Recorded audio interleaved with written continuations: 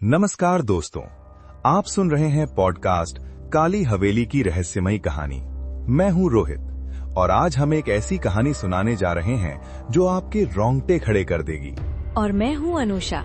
आज हम आपको सुनाएंगे रवि की कहानी, जिसने शहर के बाहरी इलाके में स्थित एक पुरानी हवेली में कुछ ऐसा देखा और अनुभव किया जिसने उसके जीवन को हमेशा के लिए बदल दिया। रवि एक 28 वर्षीय फोटोग्राफर था जिसे पुरानी इमारतों और खंडहरों की फोटोग्राफी का शौक था। उसे हमेशा से ही रहस्यमयी स्थानों का आकर्षण था। एक दिन उसे अपने एक मित्र से पता चला कि शहर से लगभग 20 किलोमीटर दूर एक पुरानी हवेली है जिसे लोग काली हवेली के नाम से जानते हैं। क्या आप जानते हैं कि इस हवेली को काली क्यों कहा जाता था? कहते हैं कि इसके मालिक एक अमीर जमींदार थे जिन्होंने अपनी संपत्ति बढ़ाने के लिए कई अनैतिक काम किए थे और फिर एक दिन पूरा परिवार रहस्यमय तरीके से गायब हो गया। कुछ कहते हैं कि उन्हें किसी ने मार डाला, तो कुछ का मानना है कि वे अपनी करनी का फल भुगत रहे हैं। रवि ने अपने कैमरे के साथ उस हवेली तक पहुंचने का निर्णय लिया।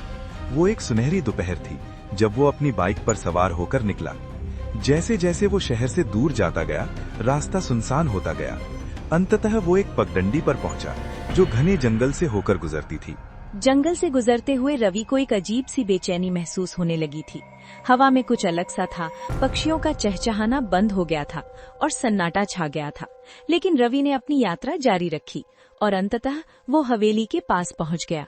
काली हवेली वास्तव में एक विशाल और भव्य इमारत थी, लेकिन समय के साथ उसकी शानो शौकत फीकी पड़ गई थी। दीवारों पर काई जम गई थी, खिड़कियां टूटी हुई थीं और मुख्य द्वार का लकड़ी का दरवाजा अर्ध खुला था, जैसे किसी का स्वागत कर रहा हो। रवि अपने कैमरे से तस्वीरें लेते हुए धीरे धीरे हवेली के अंदर प्रवेश किया। मुख्य हॉल में एक बड़ा झूमर लटका था जिस पर मकड़ियों के जाले थे। फर्श पर धूल की मोटी परत थी और उसके कदमों के निशान साफ दिखाई दे रहे थे। अचानक रवि को कहीं से एक हल्की सी आवाज सुनाई दी, जैसे कोई रो रहा हो। वो चौंका और चारों ओर देखने लगा। कोई है? उसने पूछा, लेकिन कोई जवाब नहीं मिला। उसने सोचा कि शायद ये हवा का शोर था और वो आगे बढ़ गया। रवि ने हवेली के हर कमरे की फोटो खींची। जैसे जैसे दिन ढलने लगा, हवेली के अंदर अंधेरा बढ़ने लगा। उसने अपना फ्लैश ऑन किया और ऊपरी मंजिल की ओर बढ़ा। वहाँ एक लंबा गलियारा था जिसके दोनों ओर कमरे थे।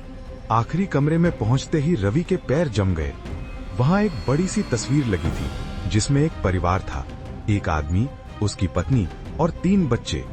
लेकिन अजीब बात ये थी कि सभी के चेहरे मिटे हुए थे, जैसे किसी ने जानबूझकर उन्हें खरोंचकर निशान मिटा दिए हों। रवि ने उस तस्वीर की फोटो खींची और अचानक उसे लगा जैसे कोई उसे देख रहा है।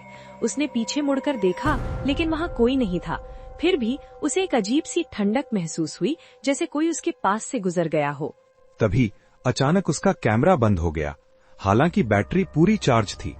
रवि ने कैमरे को फिर से चालू करने की कोशिश की, लेकिन वो चालू नहीं हुआ।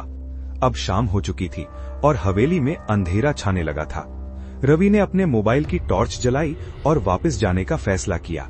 लेकिन जैसे ही वो मुड़ा, उसे लगा कि गलियारे का रास्ता बदल गया है। उसे याद था कि वो दाईं ओर से आया था, लेकिन अब वहाँ एक दीवार थी।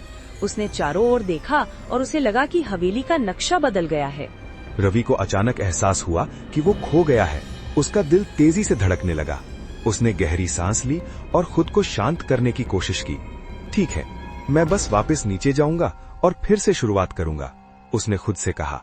लेकिन जैसे ही वो सीढ़ियों की ओर बढ़ा, उसने एक बच्चे की हंसी सुनी। ये एक छोटी लड़की की हंसी थी जो कहीं से आ रही थी। कौन है वहाँ? रवि ने पूछा। उसकी आवाज में डर साफ झलक रहा था। कोई जवाब नहीं आया, लेकिन हंसी फिर से सुनाई दी, इस बार थोड़ी दूर से। रवि ने उस दिशा में बढ़ने का फैसला किया। वो एक कमरे में पहुंचा जहां एक छोटी लड़की एक कोने में खड़ी थी। उसकी पीठ रवि की ओर थी। बेटा, तुम यहाँ क्या कर रही हो? रवि ने पूछा, ये सोचकर कि शायद वो किसी स्थानीय परिवार की बच्ची है जो खेलते खेलते यहाँ आ गई है। लड़की ने कोई जवाब नहीं दिया, बस वहीं खड़ी रही। रवि धीरे धीरे उसके पास गया। मैं तुम्हें डराना नहीं चाहता, उसने कहा। क्या तुम खो गई हो? जैसे ही वो लड़की के पास पहुंचा और उसका कंधा छूने के लिए हाथ बढ़ाया, लड़की मुड़ी और जो रवि ने देखा उससे उसकी चीख निकल गई। लड़की का चेहरा नहीं था, बस एक खाली जगह थी जहां उसका चेहरा होना चाहिए था। रवि पीछे हट गया। उसके पैर लड़खड़ा गए और वो फर्श पर गिर गया। और फिर लड़की गायब हो गई, बस वहाँ से ओझल हो गई जैसे वो कभी थी ही नहीं। रवि अभी भी फर्श पर बैठा था, उसका पूरा शरीर कांप रहा था। तभी उसे हवेली के हर कोने से आवाजें सुनाई देने लगी, हंसी, चीख, रोना। और फिर उसने देखा दीवारों पर छायाएं उभर रही थीं, जैसे लोग दीवारों से बाहर निकलकर कमरे में आ रहे हों। रवि की हिम्मत जवाब दे गई। वो उठा और दरवाजे की ओर भागा, लेकिन दरवाजा गायब हो गया था। अचानक कमरे का तापमान गिरने लगा। रवि को अपनी सांस दिखाई देने लगी। उसने अपने आसपास देखा और महसूस किया कि वो घिर चुका है। दीवारें उसकी ओर आती प्रतीत हो रही थीं, जैसे उसे कुचलना चाहती हों। मुझे जाने दो, रवि ने चिल्लाया। मैंने कुछ नहीं किया है। तभी उसे एक आवाज सुनाई दी, एक बहुत ही धीमी घरघराहट भरी आवाज। तुम यहाँ क्यों आए? रवि ने चारों ओर देखा, लेकिन कोई नहीं दिखा। मैं बस तस्वीरें लेने आया था, उसने कांपते हुए जवाब दिया। मुझे नहीं पता था कि ये जगह ये हमारा घर है और तुमने हमारी शांति भंग की है। अचानक रवि के चारों ओर हवा का एक तेज झोंका आया और उसे लगा जैसे कोई उसे पकड़ रहा है। रवि ने अपने आप को छुड़ाने की कोशिश की, लेकिन वो हिल नहीं पा रहा था। उसे लगा जैसे हजारों हाथ उसे पकड़े हुए हैं। फिर अचानक सब कुछ शांत हो गया। आवाजें बंद हो गईं, छायाएं गायब हो गईं और कमरा फिर से सामान्य हो गया। रवि ने गहरी सांस ली और अपने आप को संभाला। वो मुड़ा और देखा कि अब दरवाजा वापस आ गया था। वो तेजी से कमरे से बाहर निकला, सीढ़ियों से नीचे गया और हवेली से बाहर भाग गया। वो अपनी बाइक तक पहुंचा और तेजी से वहां से चला गया। उसने पीछे मुड़कर नहीं देखा, बस तेजी से अपनी बाइक चलाता रहा जब तक वो शहर तक नहीं पहुंच गया। जब रवि अपने घर पहुंचा तो उसने सबसे पहले अपना कैमरा चेक किया। अजीब बात ये थी कि कैमरा अब काम कर रहा था। उसने जल्दी से उसमें खींची गई तस्वीरें देखनी शुरू की। ज्यादातर तस्वीरें वैसी ही थीं जैसी उसने खींची थी। हवेली का बाहरी हिस्सा, मुख्य हॉल, गलियारा। लेकिन जब वो उस परिवार की तस्वीर तक पहुंचा, उसका दिल धड़क गया। तस्वीर में परिवार के सभी सदस्यों के चेहरे साफ दिखाई दे रहे थे और वे सभी कैमरे की ओर देख रहे थे, जैसे वे जानते थे कि उन्हें देखा जा रहा है। लेकिन सबसे डरावनी बात ये थी कि तस्वीर के कोने में वो छोटी लड़की खड़ी थी, जिसका चेहरा अब भी गायब था। रवि ने डर के मारे कैमरा दूर फेंक दिया। उसने फैसला किया कि वो कभी भी उस हवेली के बारे में किसी को नहीं बताएगा और ना ही वो कभी वापस जाएगा। लेकिन उस रात से रवि को लगातार बुरे सपने आने लगे।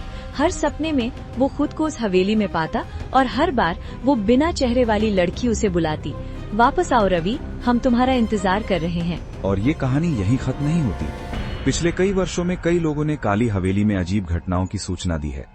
आवाजें, छायाएं और एक छोटी लड़की जो बिना चेहरे के अंधेरे कोनों में खड़ी रहती है। कहते हैं कि जो भी उस हवेली में जाता है वो कभी पूरी तरह वापस नहीं आता। शायद रवि ने भी अपना कुछ हिस्सा वहीं छोड़ दिया था, जो हमेशा के लिए उस हवेली में कैद हो गया। तो अगली बार जब आप किसी पुरानी परित्यक्त इमारत के पास से गुजरें, तो एक पल के लिए रुक जाइए और सोचिए, क्या आप वाकई जानते हैं कि अंदर क्या है और क्या वो अंदर के लोग आपको देख रहे हैं? ये था काली हवेली की रहस्यमयी कहानी का एपिसोड। हमें उम्मीद है कि आपको ये कहानी पसंद आई होगी। अगर आप हमारे चैनल को फॉलो करेंगे तो हम बहुत खुश होंगे, जहां हम ऐसी ही रोंगटे खड़े कर देने वाली कहानियां लेकर आते रहेंगे। अपनी सुझाव और अनुभव हमारे साथ कमेंट्स में जरूर शेयर करें। अगले एपिसोड तक के लिए अलविदा। और याद रखिए, अंधेरे से हमेशा डरिए मत, क्योंकि कभी कभी अंधेरा भी आपसे उतना ही डरता है जितना आप उससे। शुभ रात्रि।